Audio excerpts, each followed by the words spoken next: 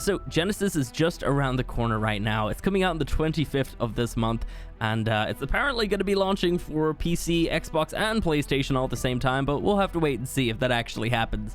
Either way, I thought this would be the perfect time to go ahead and just do a video summing up all the content we know it has to offer so far. One thing I gotta say though before we start, I don't think I've been more excited for an Arc DLC than I have been for Genesis.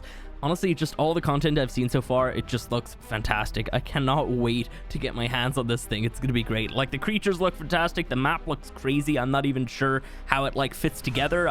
Maybe portals or something. I don't know, we'll have to wait and see. But before we get into all of that, a quick word from our sponsor of this video. Today's video is sponsored by Raid Shadow Legends. Raid is a fantastic and free collection RPG game for both Apple devices and Androids. Something new that they have to offer is that Raid is also now available on your desktop, so you can download it and switch between your mobile and your desktop depending on which one you're using. I gotta say, from my personal experience of playing this game, Raid has fantastic graphics and a really good storyline as well. I was really surprised about that. Not only that, but it's also extremely addictive, and I find myself playing it when I really should be working. The turn-based gameplay and leveling up all your champions with new equipment and upgrades and everything really takes me back to some games that I used to love to play. And honestly, I think that this is probably a replacement for those games right now from me. So if you go to the description or pinned comment of this video, you'll find a download link for both the Apple App Store and the Google Play Store. Download it and you'll get 100,000 free silver plus a free champion, Hexweaver. Be quick though, because this offer only lasts for the next 30 days. Anyway, that's it guys. Thanks so much to Raid for sponsoring this video. So I split up all the new content into 3 categories. We have creatures, which we're going to be looking at first. Then we're going to be looking at the weapons and tools and stuff like that. And then finally the biomes. So first of all, yeah, let's get going with the creatures, and let's start out with the Ferox. So the Ferox, it is probably going to be a pretty easy creature to tame, but it's also going to be a shoulder mount. And when it's on your shoulder, it's going to provide you with some insulation similar to the otter. It's also probably going to be piping up because it somehow can alert you to the fact that there's element hidden in the ground, and it's going to dig that element out. And I don't know if it gives it to you or it just eats it itself, but if you feed this thing element, it doesn't even have to be past midnight. It can transform into a hulking beast. And when it's in this mode, it gets incredibly fast, incredibly strong. You can ride on it as well. It's not going to sit on your shoulder like this. That would be terrifying. It's got some crazy attacks. It can pounce on creatures, pin them down, start punching the crap out of them, and then it apparently throws them away. I want to see that happen though. Like, that sounds amazing. Additionally, it can also build up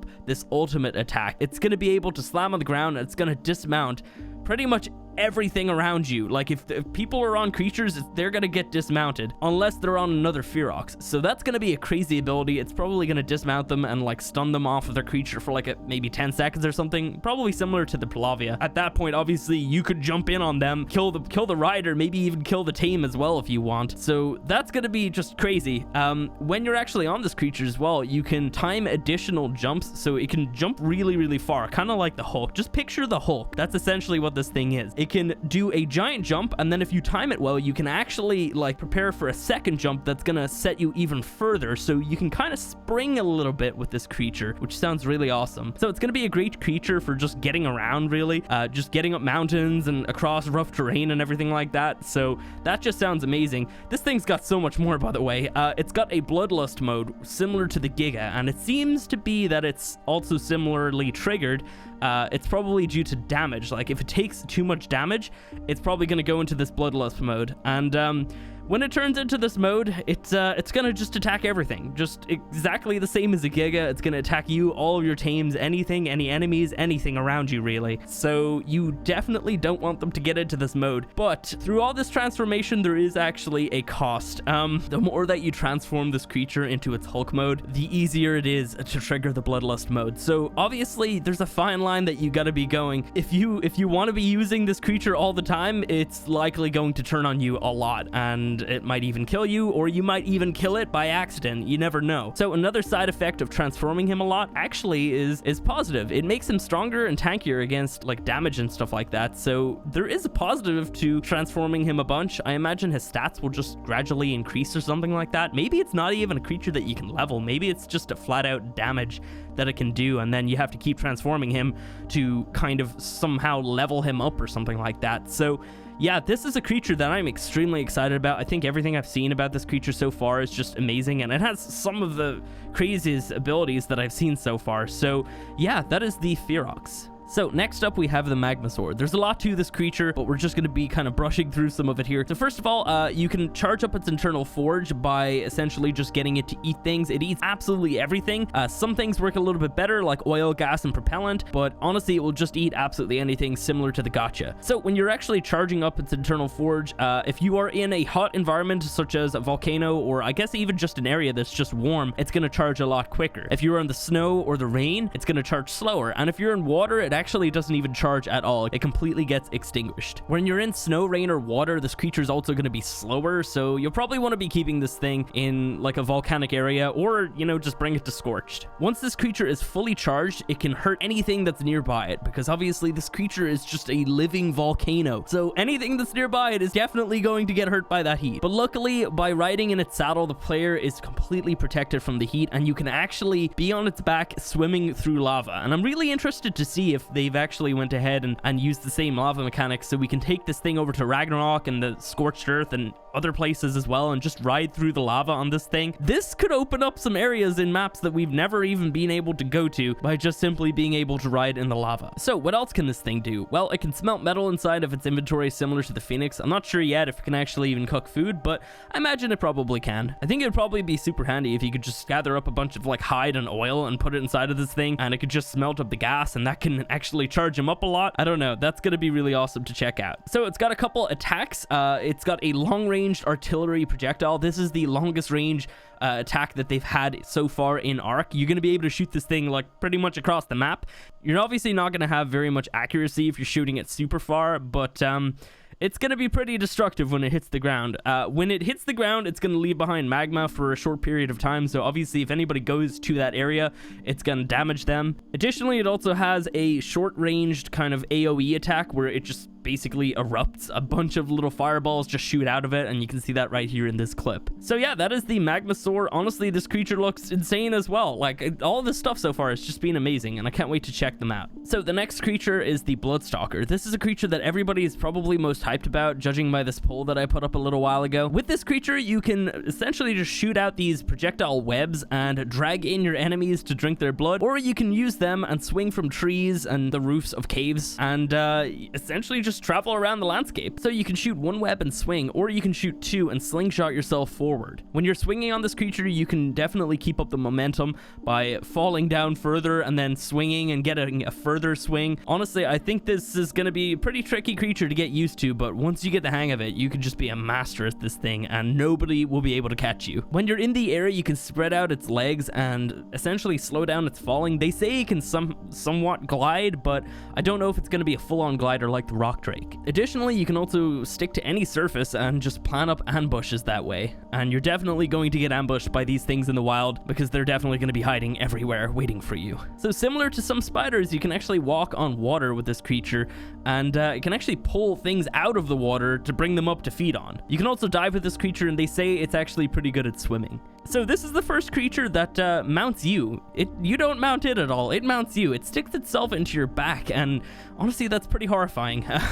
But once it's mounted on you, you can actually like pull out weapons and walk around with it. It's almost not even a creature. It's more like just extra limbs. It's almost like just a different version of a tech suit, if I'm gonna be completely honest. It's kind of like an organic one. Another great benefit of it being mounted on you is the fact that it can actually increase your night vision, and you're gonna be able to spot enemies a lot easier. So yeah, that is the Bloodstalker. I am so hyped for this creature. It looks insane. So this next creature doesn't have an official name, but we're just going to be calling it the Giant Turtle. This creature lives in the ocean biome in Genesis, and it can grow rare resources on its back, and you can actually harvest those directly off of its back, and I do believe that they grow back after a little while. You can also build bases on its back, so it's pretty much just like a raft that can go underwater, so kind of like just a raft submarine. When you're on its back, you can actually breathe underwater because it produces some sort of oxygen flow for the players, and it seems to have some sort of gravity, so you don't actually need to be mounted to stay on it when it's underwater. So honestly, this creature looks fantastic, but that's really all that we know about it so far. So this next creature does not have an official name yet. The wiki says it's called the Blade Wasp, but you should never trust the wiki before the actual information has come out, and I can tell you right now, the official name for this creature has not yet been released. So we don't know a huge amount about this creature just yet, but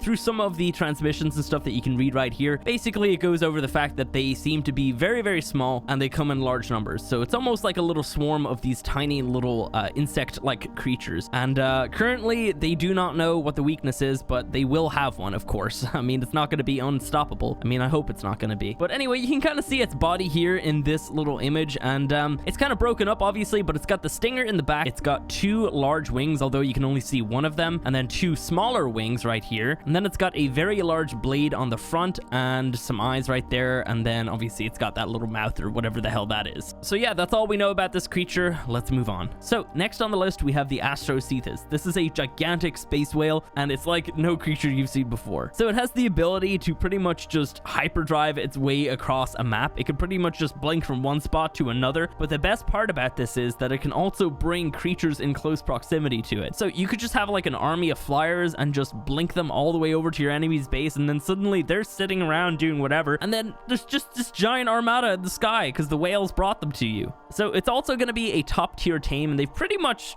kind of hinted at the fact that it's not really going to be trappable at all, because this creature could pretty much just blink its way out of wherever you try to trap it.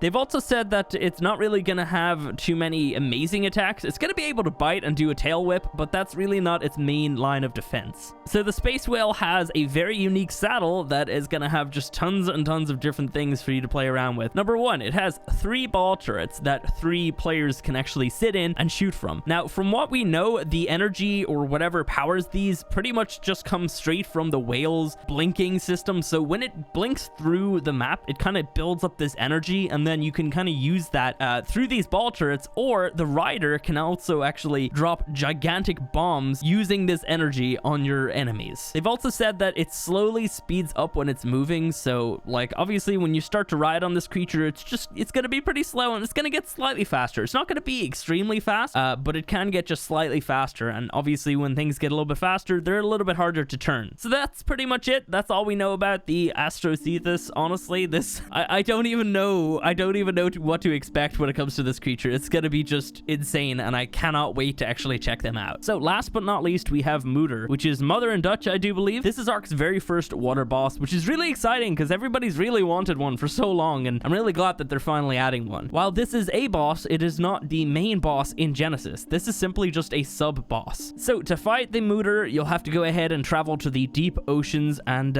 she's gonna be surrounded by her minions, which are her babies, which are just gigantic eels. Like, they may be babies to her, but they're gonna be pretty big to us. So her babies will protect her. They have electrical projectile attacks, so you'll have to be dodging those because those will be stunning you. I doubt that they'll look exactly like the eels that are currently in Ark, by the way. I feel like a couple people have already commented about that. Defeating Mooter will be very difficult, they've said, but it will be rewarding. It will probably give us some tech rooms or something like that. Maybe even some element. We'll see. So yeah, that is all that we have on Mooter, and that is every single creature. All right, so let's move on to weapons and tools. So the first item is the fishing net, and this is obviously a primitive item, and it does exactly what it says on the tin. You can throw it out and you can catch fish. So when you are actually catching the fish, I do believe that it's probably going to use the same mechanics that actual fishing in Ark uses, where obviously you throw it out and then you're going to have to kind of like pull in all the fish, because you know those fish are pretty powerful, and if you have quite a few of them there, it's not going to be so easy to just pull them all in. They're going to be swimming away and everything, so you got to reel them in pretty much the exact same as normal fishing in Ark. And obviously once you fully get them out of the water, you get all the meat and possibly some items from them. I am curious if they went ahead and made this a usable item when you're mounted on the Pelagornis, because if you guys didn't know, you can land in the water with a Pelagornis and pull out a fishing rod, whereas you'd actually have to be sitting on a chair. I'm kind of wondering if you can use this directly off of the back of a Pelagornis, because you don't need to be sitting to use this item. So a really exciting reveal is the ocean platform. This comes in two variants. You have your wooden one and you have your metal one. They said that the wooden one can fit completely inside of the center of the metal one, so that just kind of gives the difference in size. We don't know just yet if we're going to be getting a tech one, but I think that would be really awesome. So obviously this is just a gigantic platform that floats on the water. You cannot place it anywhere near the land, so it has to be pretty much in the ocean. The center can be filled with foundations if you don't want that giant hole. I personally think that would be really handy though, so you could put all your water dinos just there peeking their heads out. The ocean platform supports a high structure limit, which is going to be awesome. And yeah, that's pretty much it for it. So next up we have the mining tool. This is a mid-tier item that can harvest pretty much anything. We already have a chainsaw to harvest up our trees, but we can use this thing to harvest trees, rocks, bodies, anything.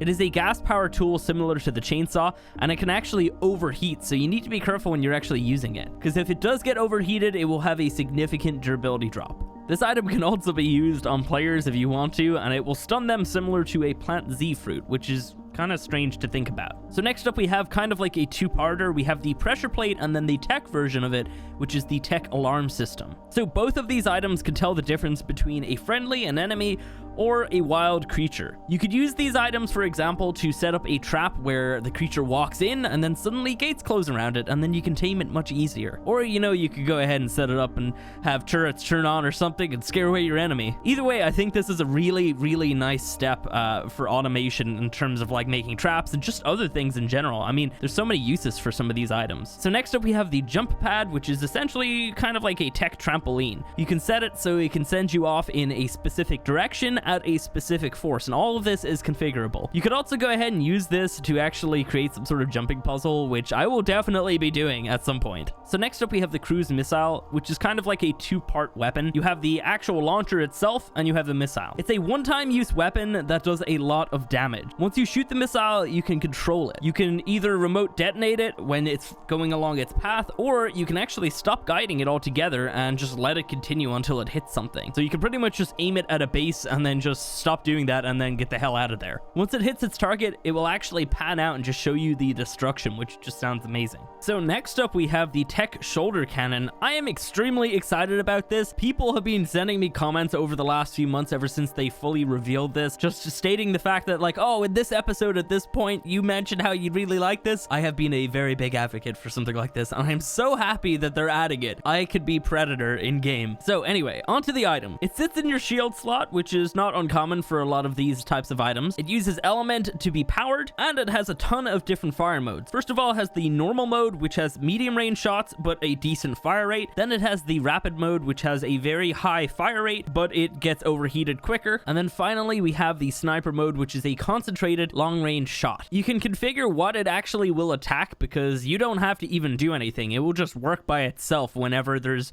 whatever you want to be killing nearby you. So you can set it to just players and just run onto the beach and just wreck faces. Anyway, that is the tech shoulder cannon. So next up we have the tech claws. Man, this DLC has so much fan service. We can become Wolverine with these and we can become Predator with the shoulder cannon. So the tech claws, I would assume, probably sit inside of your gauntlet slot, and they can be just activated and you could just dive around with these things. I imagine that you could probably do some crazy jumps and stuff when you have these activated. Similar to the way that the tech gloves can actually like shoot you forward, I imagine that you could do something similar with these. So not much else is known about these, but I'm really excited to check them out when they drop.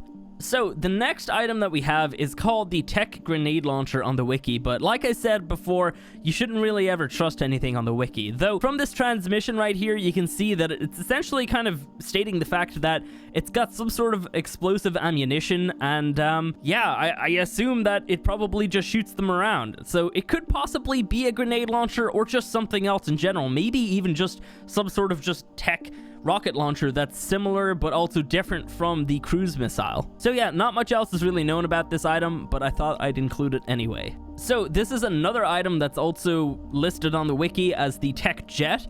Again, don't really trust the wiki, but judging by this transmission right here, I imagine that it probably is some form of transportation, like a hoverboard or a jet. So the transmission pretty much just goes over the fact that sometimes it's handy to have something that doesn't go over actual ground, because you might be going over something dangerous like lava.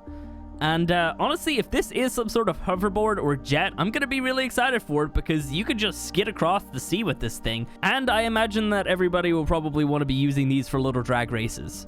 So now we're going to move on to biomes, and we're going to start with the bog. So the bog is kind of like the redwoods meets swamp, and it's got these gigantic trees that the Bloodstalker is obviously swinging off of. Just crazy ass mushrooms, gigantic leaves. Honestly, this biome looks slightly dark, but also really, really cool at the same time. Some other creatures that we can see reside in the bog are things like Sarcos, turtles, and pteranodons. So now we're going to move on to the ocean biome.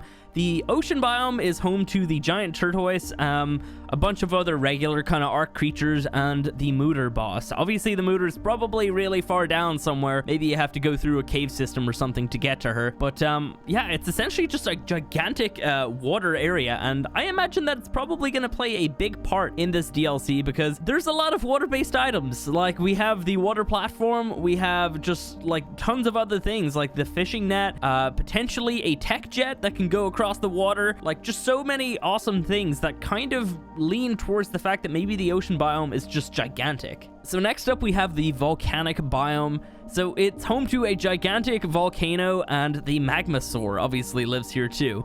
There's trees, there's rocks, but everything's just hellish. And to be honest, I actually, when I look at this, I get real vibes of like the Dragon Arena. So I don't know, this could be just some sort of simulated version of the Dragon Arena. Maybe we could even find that somewhere nearby. But yeah, there's just lava streams, giant boulders of like magma and stuff shooting out of the volcano. It's just kind of constantly erupting, it seems. And it looks like a really harsh place to live, but I imagine you're probably going to be able to find a lot of metal and crystal here. So next up we have the snowy biome. Now, I don't know much about this area, honestly. It seems to just be kind of maybe like a mountain or something. I really don't know. Like, they don't really show too much off. But there is this one segment in the fishing clip where you can kind of see it looks like it's a snowy cave or something like that. So maybe that is just a part of it, and then the rest of it is just like a mountain or something. I don't know. I kind of get like mountainous vibes when I look at some of the photos with the Fearox. So last but definitely not least, we have the lunar biome. This is home to the Astrocitas and a bunch of other scary stuff, such as Reapers,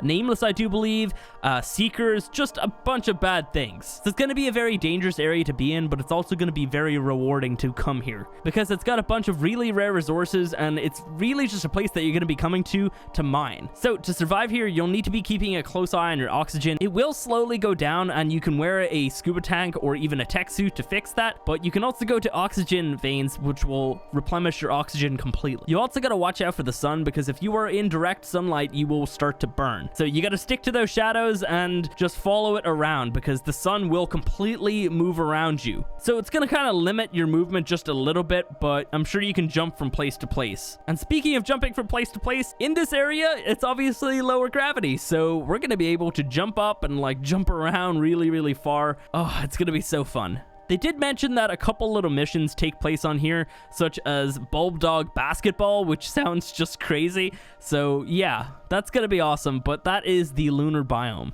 So all of the new biomes will come with a roster of new skinned creatures. In this photo here, you can see just a ton of these creatures look very, very different from what we've seen before. Some creatures like the Sabertooth and the Mosa almost look like they even have had a TLC. So they're gonna have crazy colors like this, but one thing I'm really excited about is the fact that we're likely going to be able to go ahead and get mutations, say on that Aloe's little kind of like fiery look through its body, like the orangey kind of red. We're likely going to be able to mutate that part and get crazy colors on these creatures. So stuff like this is really not uncommon to us. We've seen, obviously, aberrant creatures look slightly different. The corrupted creatures are not tameable, and they look really different. These biome-specific creatures look absolutely insane. I mean, I'm so excited, like, for all the creatures so far, but, like, look at these. They look beautiful. I mean, some of my favorites out of this photo is obviously the Aloe, the Spino, and the Mosa. The Tape Jar looks pretty cool, too, and I really like the Sabertooth, actually, as well. I think the Raptor is not that great, but I still like it.